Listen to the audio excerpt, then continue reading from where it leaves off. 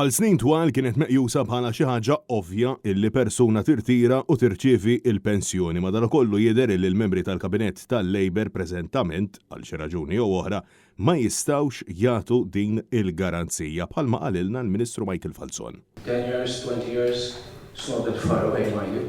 30 years time. It's all a question of putting up the white flag. It's a question of facing the realities. The realities won't go away if you hide your head in the sand.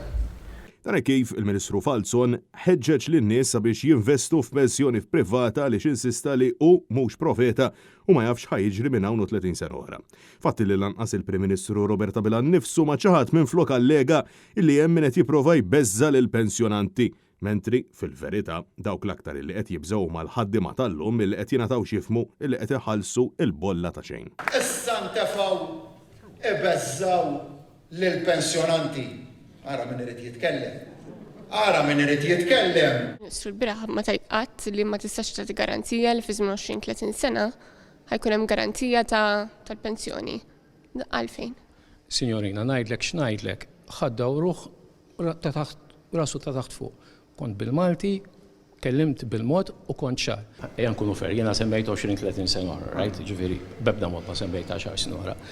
Żgur m'iniex profeta tajjeb u kif żgur ma nistax naħseb għal x'se fil-futur tajjeb. Rabta ma dan kollu Net News taqsal is-Segretarju Parlamentari Alison Zena Faċivelli illi minnaħa tagħha qaltilna li l-Gvern se jibqa' jaħdem biex il-Maltin u l-Awċin jgħixu komdi għalkemm naqset għal kollox milli toffri assigurazzjoni illi il-ħaddiema tal-lum mhux qed iħallsu il-bolla għal xejn. L-ironija hi li jiena il-bolla illum qed inħallasa u 30 sena oħra jkolli bżonn il-pensjoni. Ġifieri jiena għandi garanzija li tinħallas il-bolla ta' xejn. Il-garanzija li Gvern Laburista jagħti li inkomplu ngħinu nkomplu ninvestu fil-familji Maltin u Awċin. Ġifieri ma tistax ittieni garanzija.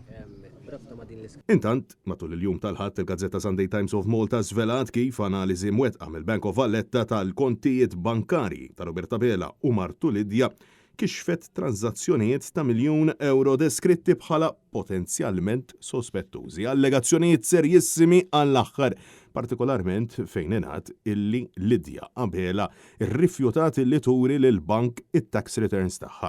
Għalaqstant staqsejna lil Zera Faċivelli x'tagħmel i li kieku tintalab tagħmel dan bir-reazzjoni inizjali tagħha tkun illi tajt li tagħmel il-kontra tal-li għamlet il-kopja Abela sakemm sossekwentament infexxet f'attak fuq il-medja. Onorevoli, il-bank jitolbok it-tax returns inti tippreżentahom.